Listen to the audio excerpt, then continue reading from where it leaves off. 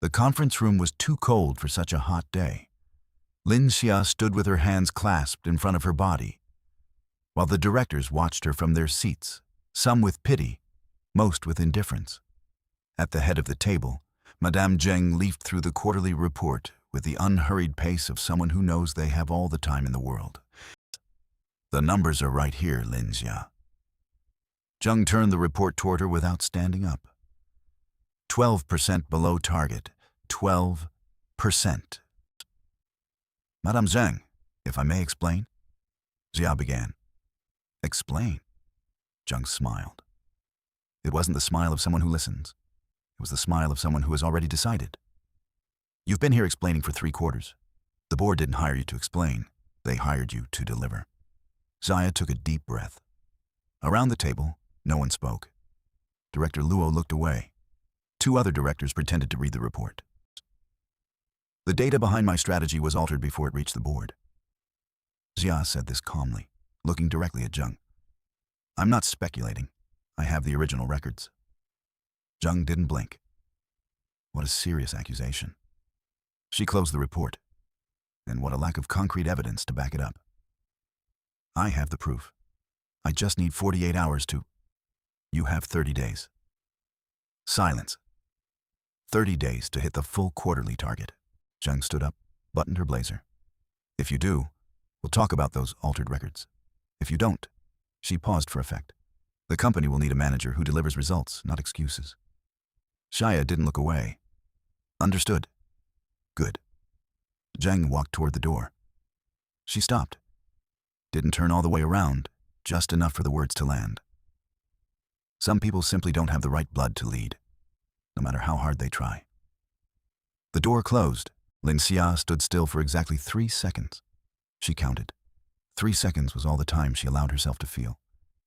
After that, it was work. Xiaobing, her secretary, appeared in the doorway like a dog sensing a storm coming.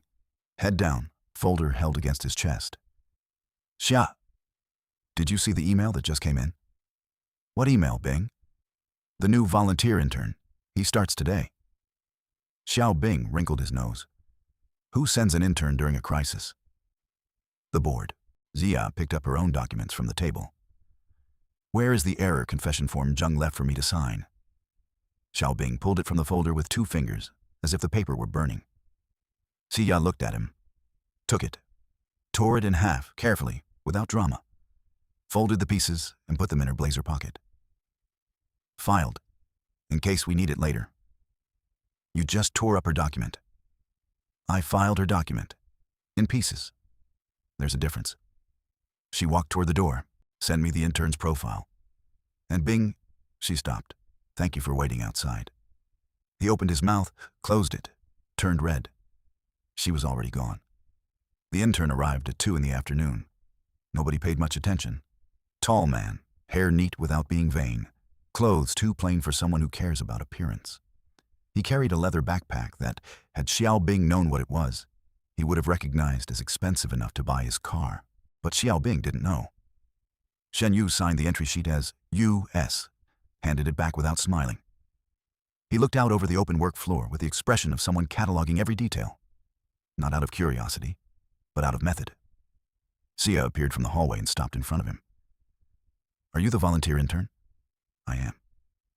"Experience in operations management?" "Some." She looked at him for 2 seconds. He didn't look away. "Here we work with real targets, real deadlines, and 0 margin for on-the-job learning. If you have a question, ask before, not after. If you make a mistake, report it immediately. If you can't deliver, say so now." She turned to walk away. "Your desk is over there. Meeting in 20 minutes. Shen Yu looked at the desk she had pointed to, then looked at her, walking away. She doesn't know, he thought. Not yet. But she will when the time is right. Xiaobing appeared out of nowhere beside him. "Hey, intern." He pointed at the backpack. "Food deliveries use the service stairs. Up here is for employees only." Shen Yu looked at him. "I am the intern. Lin Xia just assigned me here." Xiaobing blinked, looked at the desk, looked at the backpack, looked at Shen Yu's face. "Oh." Pause. "Welcome, then." Another pause. "The 3rd floor delivery still uses the stairs either way. just so you know. Shen Yu's first day on Lin Xia's team lasted 14 hours. He didn't complain. Didn't ask to leave early. Didn't look at the clock once, at least not that anyone had seen. Xia noticed this because she herself looked at the clock constantly. Not to track the time, but to calculate how much she still needed to get done before she could stop. The intern didn't calculate. He simply stayed. "Did you finish the supplier mapping?" she asked without looking up, passing his desk with a stack of folders. "Done. Sent it by email 20 minutes ago." She stopped, took 2 steps back, looked at his screen. "You added a currency variation forecast." It seemed relevant. "I didn't ask for a currency variation forecast." "I know." Xia stared at the spreadsheet for 3 seconds. The work was good. Very good. Frighteningly good for someone who had just arrived and whose registration form listed his background as general management. "Next time, deliver what was asked," she said. "If you want to add something, ask first." "Understood." She walked away. Shen Yu waited until she turned the corner. She saw it, he thought. She always sees. Xiao Bing appeared at Shen Yu's desk at 3 in the afternoon with a list in hand and the expression of someone about to assign a war mission. "You're going to fetch the documents from the dead archive in the basement." "Why?" "Because Xia asked, and I'm afraid of elevators." Shen Yu looked at him. "The archive is in the basement, by elevator." "Exactly." Xiao Bing placed the list on Shen Yu's desk with great solemnity. "Welcome to the team." In the basement, while searching for the documents, Shen Yu came across the reports from the previous quarter. He stopped, opened one folder, then another. The numbers had been altered, not crudely. Someone knew what they were doing. The changes were subtle, spread across 3 different spreadsheets, each altered just enough so that the final error would fall on Xia's decisions without the origin of the tampering being obvious. So that's it, he thought. It wasn't incompetence, it was sabotage. He photographed everything with his phone, didn't send it to anyone yet. Back on the floor, the scene he walked into was this. Wei, Madame Zheng's son, a director with no real portfolio and the title of Strategic Development Supervisor that nobody could quite explain, was crossing through Xia's team area without looking either way. He walked past Camilla, the junior analyst, and accidentally knocked over the stack of documents she was carrying. He didn't stop, didn't look, kept walking. Camilla stood in the middle of the hallway looking at the papers on the floor with the expression of someone who doesn't know whether she's allowed to feel offended or whether feeling that way is an overreaction. Xia came out of her office before anyone else could react. She didn't shout, didn't make a scene. She simply crouched down next to Camilla and started organizing the documents. "Help me sort these by date," she said to Camilla in a normal voice. "And Camilla," she looked up, "these are the East supplier reports, right? You did this mapping on your own?" "I did. Yes, Xia." "Good work. Seriously." Xia stood up with the organized stack and handed it back to her. "Send me the digital file when you can." Camilla nodded. There was a different color in her face now.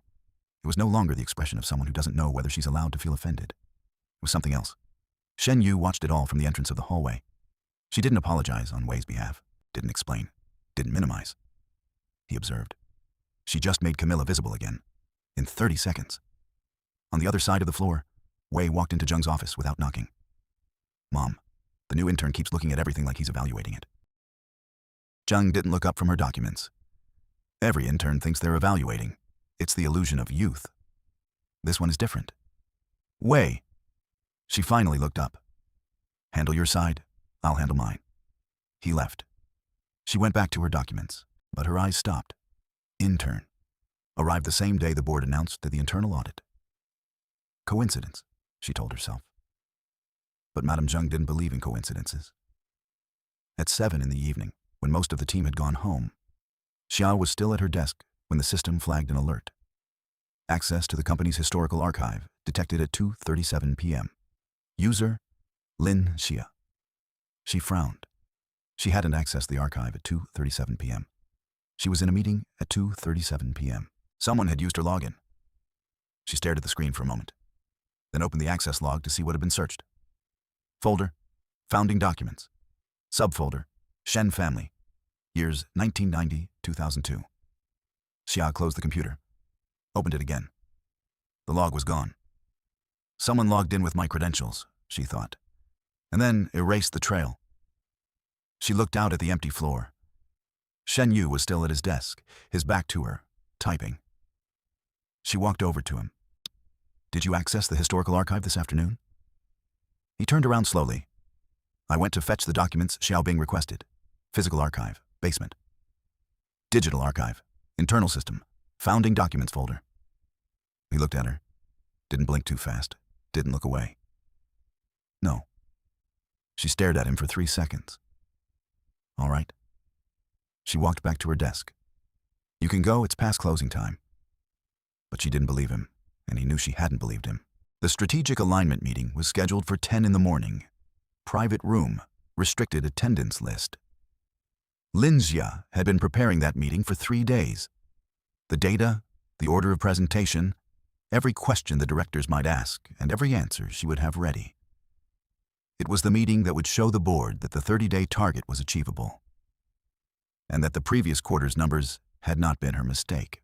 It was 9:58 when Shen Yu opened the wrong door. He walked in, saw the room, saw Xia in front of the projector with the slides open, saw Director Luo and 2 other executives seated at the table. He didn't leave immediately. That was the problem. This meeting is restricted, Xia said in the same tone she would use to talk about the weather. No aggression, no embarrassment, just fact. Please. Shen Yu left, closed the door behind him without rushing. Outside, Xiaobing was waiting with a badge in hand and the face of someone who arrived too late to prevent the disaster. I was going to warn you, Xiaobing said. What's the room next door? Print room. Then it was the wrong room. It was, but what, Bing? Xiaobing winced. Madame Zheng was walking past the hallway when you walked in. She saw, 3 hours later, Zheng called an expanded meeting. No prior notice, no formal agenda, with the same directors from the morning, plus 4 others she had personally invited. Xia walked in without knowing what she was about to find. She found Zheng standing at the head of the table, with a smile she knew well. The smile of someone who has already set the trap and is waiting for you to step in it. Good afternoon, everyone. Zheng opened her arms as if it were the beginning of a party. We were just talking about leadership, about what it truly means to lead a team. She paused. Because leadership, as we all know, starts with the basics. Knowing who enters your room, knowing who is part of your team, knowing who you are training. She turned to Xia with her head slightly tilted. Our operations manager, who is going to deliver the impossible 30-day target, couldn't even control who walked into her own confidential meeting. Imagine what she'd do with the whole company. Some directors looked down at the table. One of them wrote something on paper. Another pretended to cough. Xia opened her mouth. No, she thought. Not now. Not here. She closed her mouth. Zheng continued. But that's all right. Mistakes happen. The important thing is to learn, isn't it? The important thing is that our team is well supervised, well guided by people with experience, and... Excuse me. The voice came from the door. Everyone turned. Shen Yu was standing in the doorway. No backpack. None of the intern expression from the wrong room that morning. A different posture. Not aggressive, not defensive. Just present. The way certain people are present in a room and shift the weight of the air. That was not a management oversight, he said. I walked into the wrong room. The hallway is poorly marked and I didn't check the number before entering. The mistake was mine, not Manager Lin's. Zheng looked at him as if she were watching a piece of furniture speak. You are the intern. I am. Interns don't speak in expanded meetings. With all due respect, Shen Yu didn't change his tone. I heard my name being used as an argument to evaluate someone else's competence. I felt it was my responsibility to correct the argument. Silence. Director Luo put his hand over his mouth. It could have been to cough. It probably wasn't to cough. Zheng turned to Xia with a new smile. This one narrower. Interesting intern you chose, Lin Xia. I didn't choose him, Xia said. The board assigned him. She paused. But he is right about the hallway signage. I've personally requested facilities to fix it 3 times. I can send the request history by email if you need documentation. Zheng closed the folder in her hand. Meeting adjourned? Outside, Xiaobing was waiting in the hallway with 2 cups of coffee and the expression of someone who had been praying while they waited. How did it go? Zheng tried to use me as an argument. Xia took one of the coffees. The intern interrupted the meeting to correct the argument. Xiaobing blinked. The intern interrupted Madame Zheng? In front of 6 directors. Xiaobing looked at the coffee in his hand, at the hallway, at Xia. Xia, that intern is not an intern. I know, she said, and walked away. Later in Zheng's office, Wei knocked and walked in without waiting for an answer. The intern spoke at the expanded meeting. I know, I was there. Mom, he accessed the founding documents folder yesterday. I saw the log before someone deleted it. Zheng stopped. She stood with her back to him for a moment. When she turned around, her face was different, not angry, calculating. Alert Raphael in the IT department. I want to know where the internal audit request came from. I want to know who signed it. She walked to the window and Wei. If that intern asks anything about the documents from 96, you know nothing. Why 96? Because 96 is the year this company could have gone to the wrong people. She looked down at the street below. And I worked very hard to make sure it didn't. On the other side of the floor, unaware of that conversation, Shen Yu opened on his phone the photo he had taken in the dead archive. Report, altered numbers. Date, same quarter. He had enough to start, but not enough to finish. He was going to need more, and he was going to need someone who knew that archive from the inside. He looked toward Xia's office. She couldn't know. Not yet. Tuesday night, 10 o'clock. Most of the floor was empty. The automatic lights had gone out across 2/3 of the space.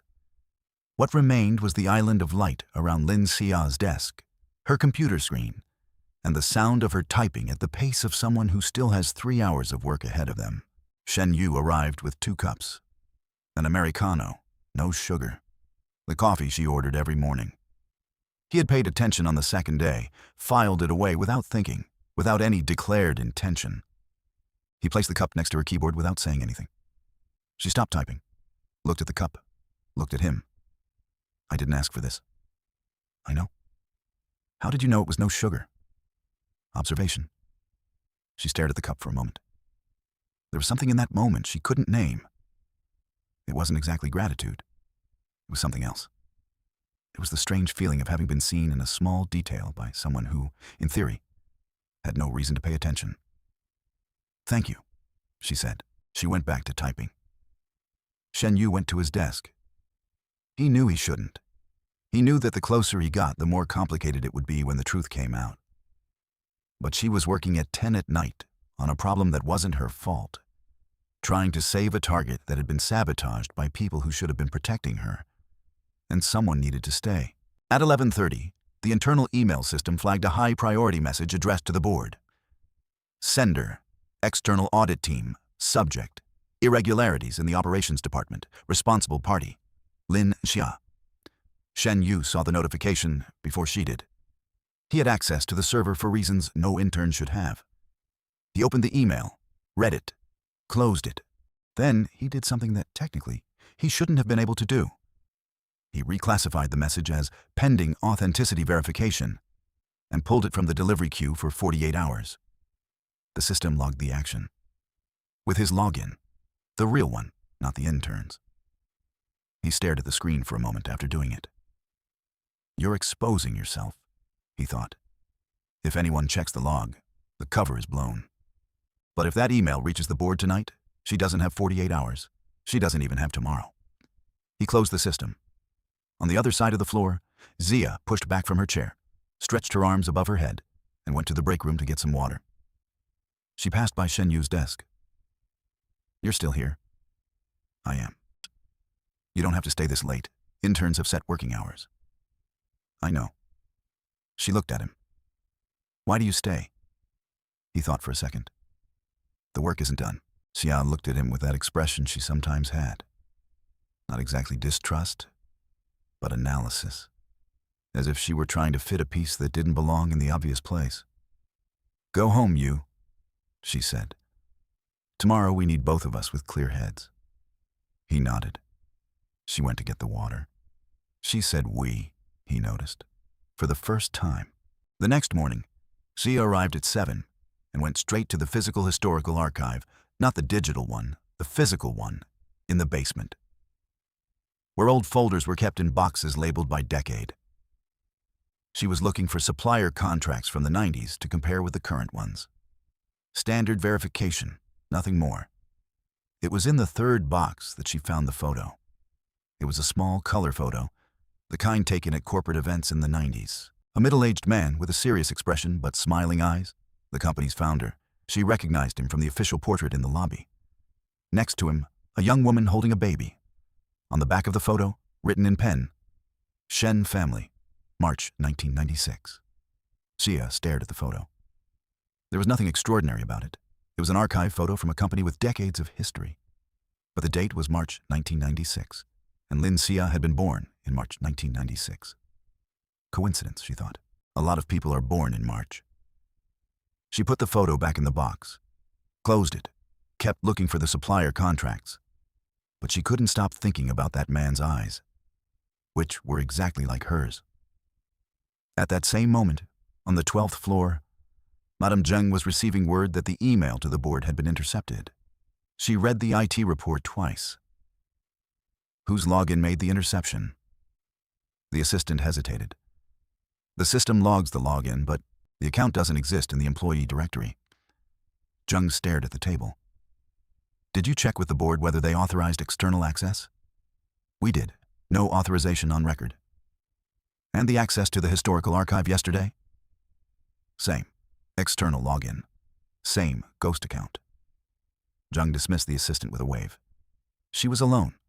Ghost account with access to the board's email and the historical archive, she thought. That's not an intern. That's someone who was sent here. And if someone sent him here, he was sent by someone who knows there is something here to find. She picked up the phone, dialed a number that wasn't saved.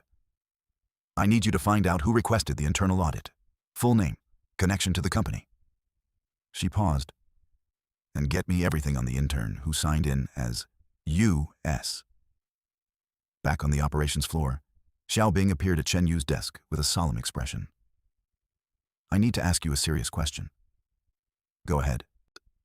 Do you know how to use the coffee machine on the third floor? Shen Yu looked at him. The third floor coffee machine. Yes.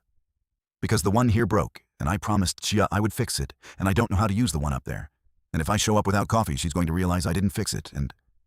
Bing. Yes. I'll show you how to use the machine. Shen Yu stood up. But you're going to have to stop outsourcing the problems you created yourself. Xiaobing thought for a second. What if I only outsourced the coffee ones? Shen Yu almost smiled. Almost. Zheng's voice over. Interior, night. I was 23 years old when I met Shen Yu's father. I worked at his company as an administrative assistant. He was a widower. His son was a teenager. And I had a young child, alone, with no money at all. I married him. I took care of the company. I took care of the family. 20 years. When he died, he left everything to his son, Shen Yu. Of course. But there was a clause, a biological daughter that the founder had mentioned once, in documents that no one else was supposed to find. A child he believed to be dead. Because I made sure he believed that. I didn't kill anyone. I just redirected a child to a family that needed her, and destroyed the records linking that child to this company. Lin Xia is 28 years old, born in March of 96. And if Shen Yu finds what he came here looking for, my son loses everything. Everything I built, everything I protected. I will not let that happen. Madame Zheng summoned Lin Xia to her office at 8 in the morning. No agenda, no warning. A simple text message. My office, now. Xia went. Zheng's office was decorated to intimidate. Table too large, her chair higher than the visitor's chair, window behind her so that whoever sat across would be facing the light. Xia knew the trick. She sat down anyway. Zheng placed a folder on the table, opened it, turned it towards Xia. It was a contract. Misappropriation of funds from the operations budget to a ghost supplier account. 240,000 reais. Date, 2 months ago. And at the bottom, a signature. Lin Xia. Xia looked at the signature. Looked at Zheng. I didn't sign this.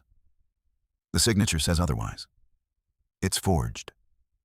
What a difficult claim to prove. Zheng closed the folder carefully, as if it were something fragile.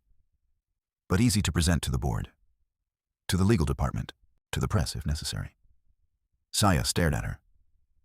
What do you want? Your resignation letter? Today? Voluntary for personal reasons. No severance, no legal proceedings, no noise. Zheng leaned back. You disappear, I make this contract disappear. Simple. And if I don't? Then first thing tomorrow, the board receives this contract. The internal audit receives a copy. And the trade press receives an anonymous tip about irregularities in the operations department, signed by a manager who, coincidentally, was being pressured by impossible targets. Zheng tilted her head. It will look like you embezzled money to compensate for the pressure. People believe stories with emotional logic. Xia was silent for a moment. She thought about the team, about Camilla, about Xiaobing, about the 30 days she still had, about the evidence she hadn't yet managed to put together properly. Then she thought about the forged signature, and about the photo in the archive, the man with eyes just like hers. No, she said. Zheng blinked. Apparently that wasn't the answer she expected on the first try. No? I would rather be fired with my name clean than stay silent with your dirty money. Xia stood up. If you want to fire me, fire me. If you want to sue me, sue me. But I will not sign anything that isn't true. She walked to the door. Stopped. And Madame Zheng? She didn't turn all the way around. That signature is good. But it isn't perfect. I have the original documents with my real signature. All it takes is a comparison. She left. Zheng stared at the closed door, then picked up the phone. Wei, I need you to get Raphael in IT on this, now. I want Ashia's digital access blocked before lunch, and I want the physical archive in the basement sealed under maintenance protocol. Nobody goes in there for 48 hours. Xiaobing, at that moment, was in the basement. Not because he had been sent there, because he had overheard Xia mention the founding documents folder and decided, on his own, to investigate. A word he used for the activity that most people would call snooping without a plan. He had found the box. He was opening it when he heard the archive door lock from the outside. Silence. Xiaobing looked at the door, pushed it, locked, looked at his phone. No signal. Looked at the boxes around him, at the dim light of the archive, at the cameras that, he now realized, were turned off. He stayed there for 2 hours, when the security guard opened the archive at 11 for the routine check and found Xiaobing sitting on a box of documents, reading a supplier contract from 1994. The explanation Xiaobing gave was, I am auditing the physical archive. It is an operations team initiative. The security guard looked at him for 5 seconds. Do you want me to call someone? No, I'm done.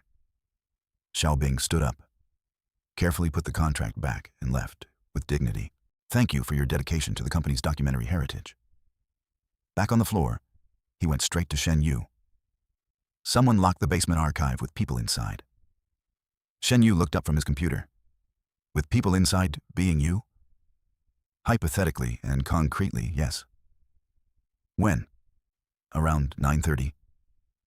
Right after Zheng made a phone call. Shen Yu looked at him for a moment. Xiaobing, without realizing it, had just confirmed the timing Shen Yu needed to piece together the sabotage timeline. Bing, did you see anything down there before they locked it? I saw a photo. A man with a baby. March 96 written on the back. Shen Yu closed his computer slowly. She saw it too, he thought.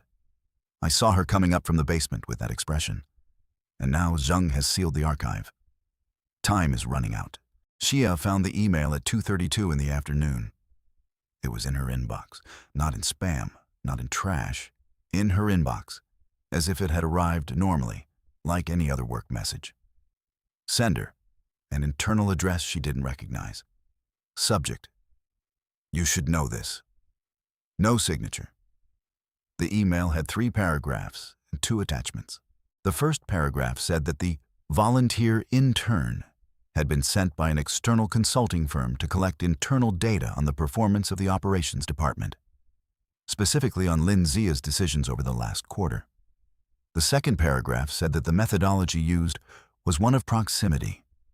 Build a connection with a target. Gain their trust. Extract information the person would not provide in a formal context. The third paragraph said, "You are being used. The final report on you has already been started." The attachments were 2. A supposed contract between the consulting firm and the board, and a fragment of a report with her name in the header. Xia read everything twice. Then she closed the computer. She stared at the blank screen for a time she didn't measure. The coffee with no sugar, she thought. The currency forecast she never asked for. The nights he stayed. The way he looked at everything. It wasn't interest. It was methodology. I was an idiot. She opened the computer, accessed the HR system, located the voluntary resignation form, started filling it out. Yao Bing noticed something was wrong when Xia walked past him without saying anything. Xia always said something when she walked past, even if it was just his name or an instruction or a Bing, the coffee. Always something.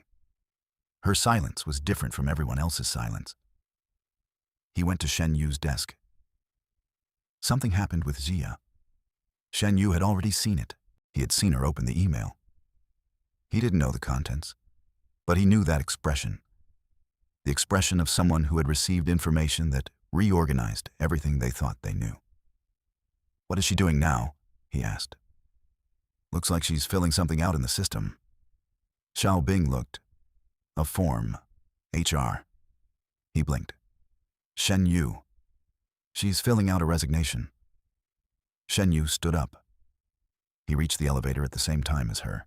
Saya had her computer in her backpack, her coat over her arm, and the expression of someone who has made a decision and is not going to discuss it.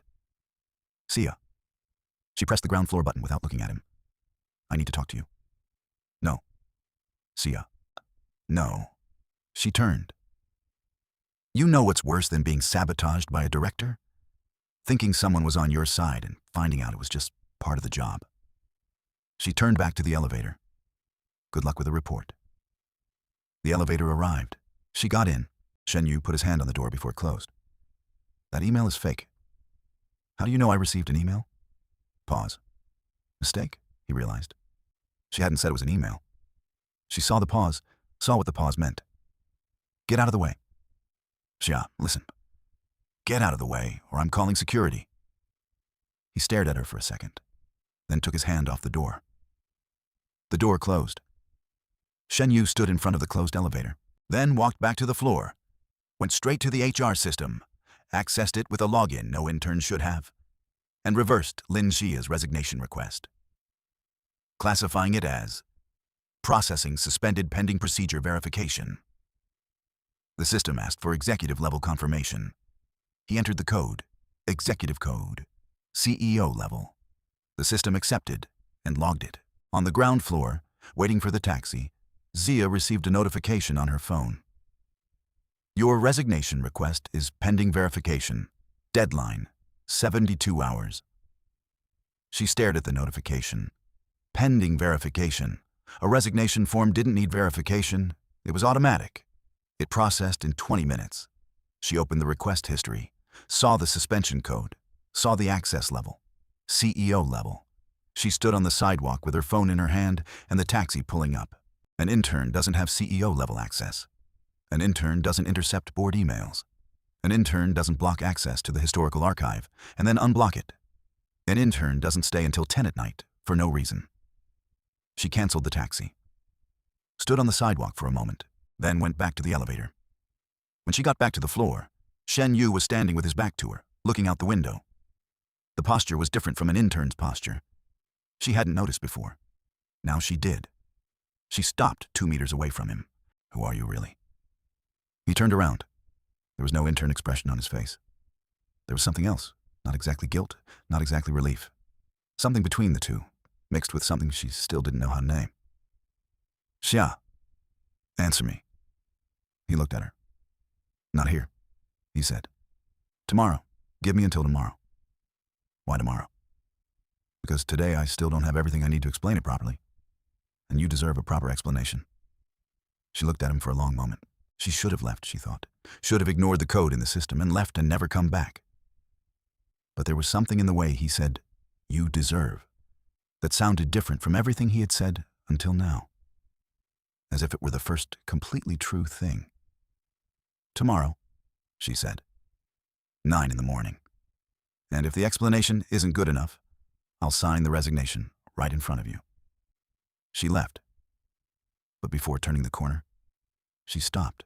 Without turning around, she left a folded note on Camilla's desk, which was empty at that hour. Camilla, the supplier reports you did are correct.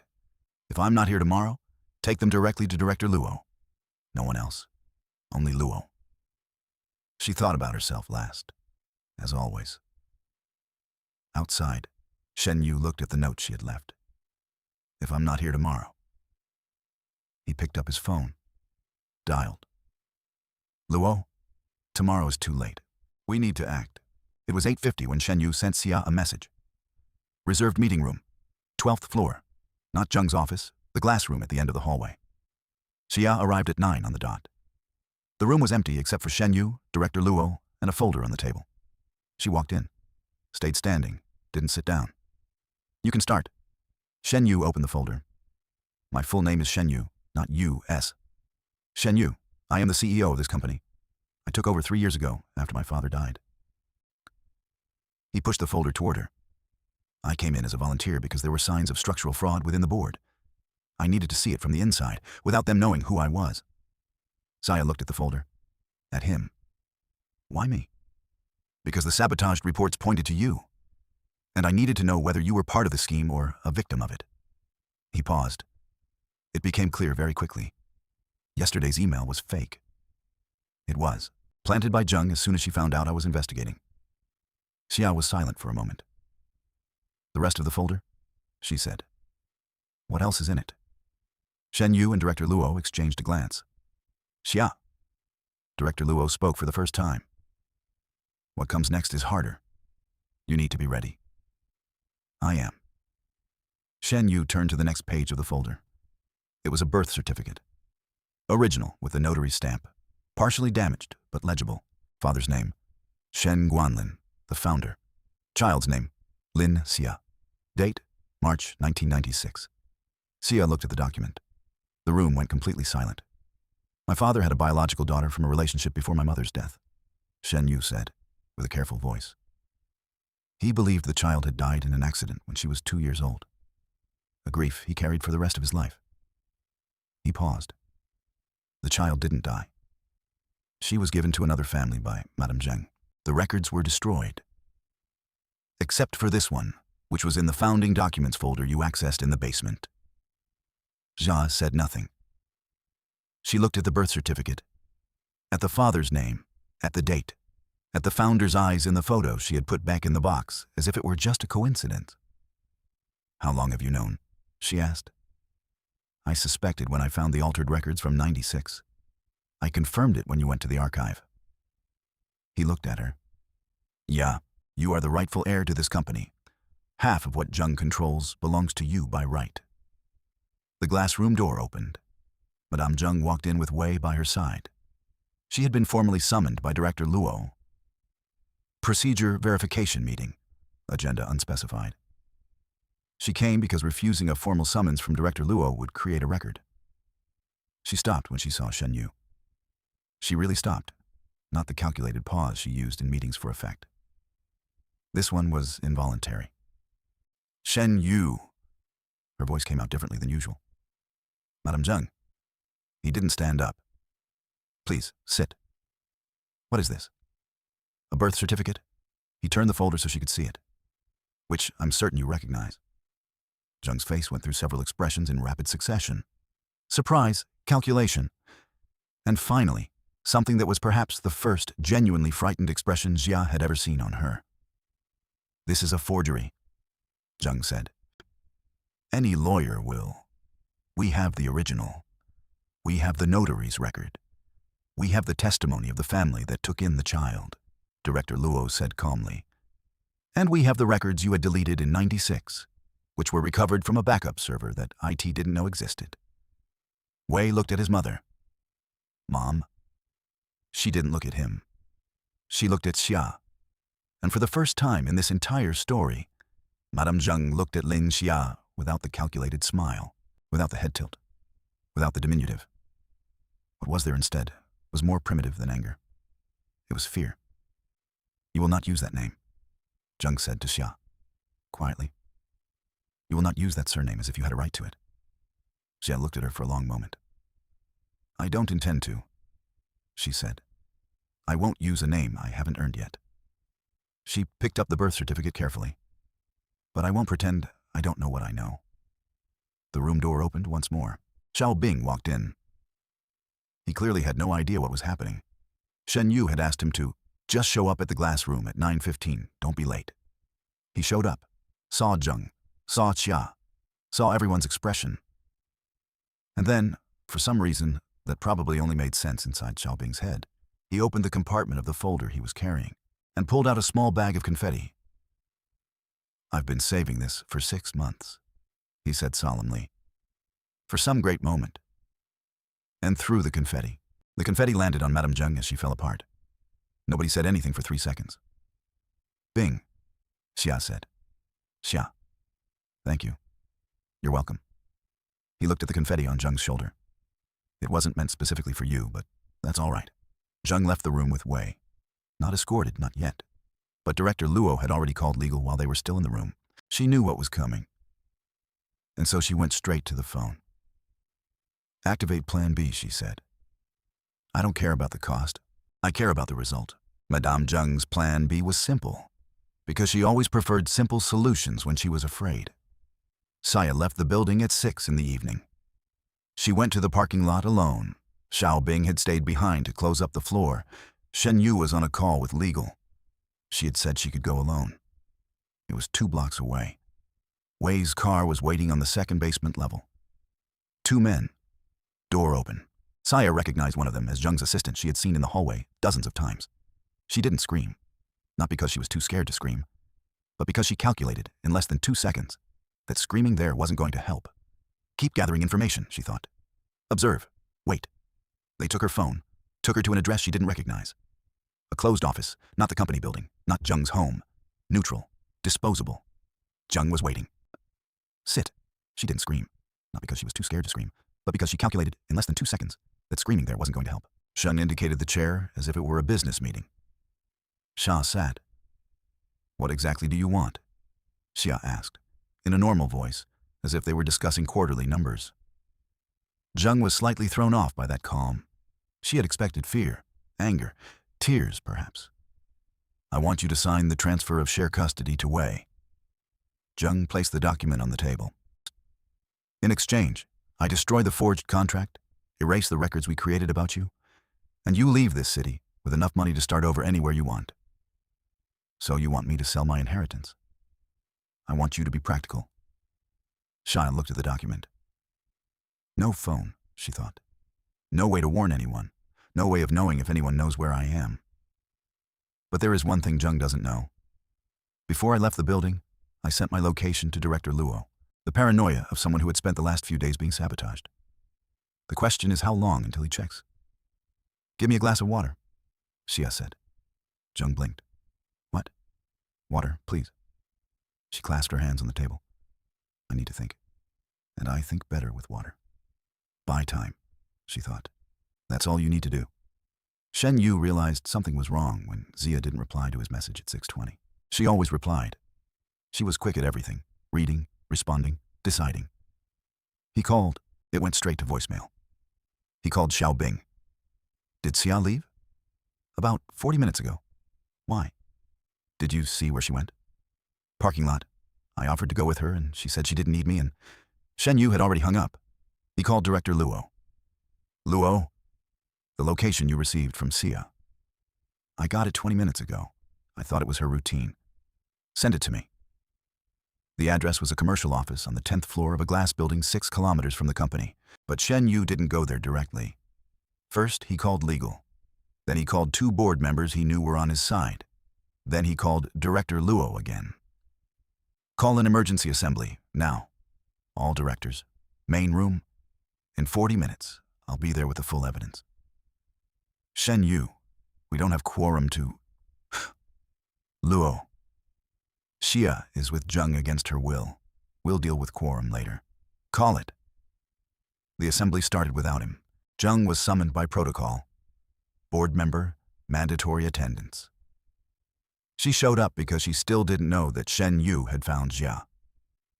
She left 2 men with Xia at the office and went to the assembly thinking she had time. She didn't. Shen Yu walked into the boardroom 43 minutes after calling Luo, with a laptop, an HDMI cable, and a folder. He connected the laptop to the projector. Thank you all for coming. I apologize for the emergency summons. He looked at Zheng. It will be worth your time. The first slide was the forged contract with Xia's signature, and beside it, the handwriting analysis showing it was fake. The second was the fund misappropriation history, 240,000 reais, traced to an account in the name of a company that belonged to Wei. The third was Xia's birth certificate.